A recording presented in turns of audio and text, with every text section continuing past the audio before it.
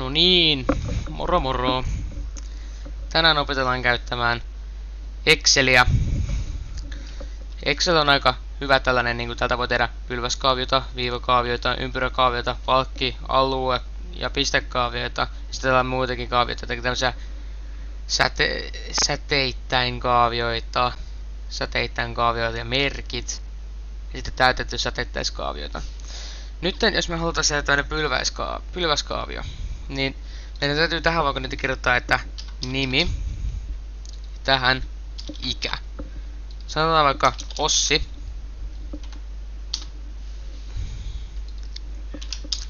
Meillä on yksi henkilö, jonka nimi on Ossi.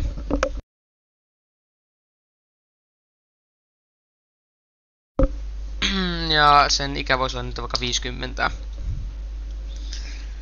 Sitten meillä on vaikka Adalmiina. Ja hänen nimekänsä on vaikka sitten 60. Sitten meillä on Tero, joka on 10 vuotta. Henkka, joka on nyt 12. Sitten me otetaan tästä ja maalataan nämä. Mennään tänne, otetaan pylväskaavio ja kaksiulotteinen pylväskaavio. Tulee pylväskaavio, jossa näkyy kaikkien 4 henkilön oma ikä pylväskaaviossa. Okei.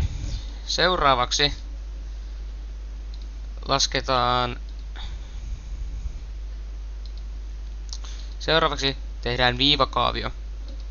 Otetaan vaikka Eemeli, joka on nytten, olisiko vaikka 11.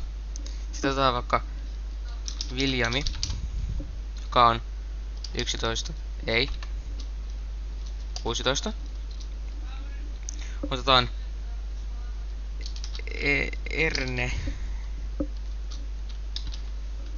Enre ei, vaan Ernesti, joka on nytten 70.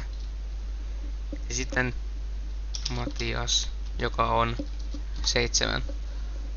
Maalataan uudestaan. Ja otetaan tällä kertaa viivakaavio. Otetaan tästä viivakaavio.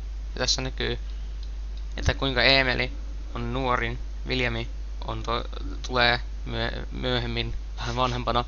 Se tulee Ernesti, joka on kaikista vanhin, sitten tulee Matias, joka on kaikista nuorin. Selvä. Seuraavaksi tehdäänkin sitten vaikka Celsius-laskentaa. Elikkä lasketaan Celsius.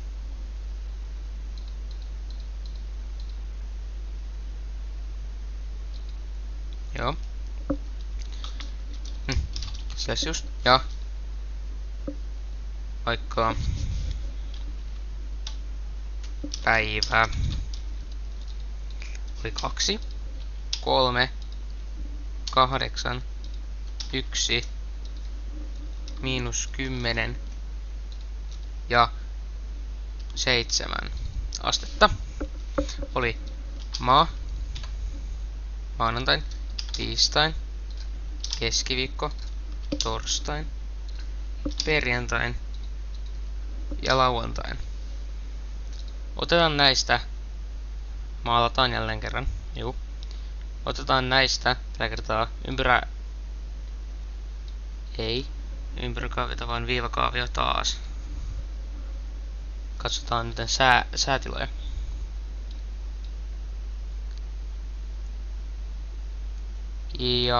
Ja nyt on sattunut hassuja juttuja. Selvä.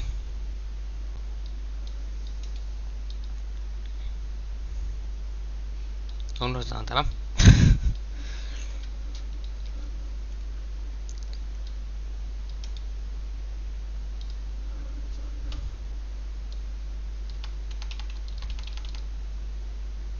En halua poistaa sinulta.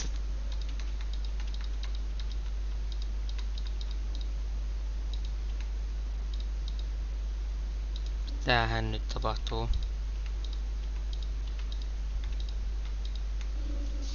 Noin. Elikkä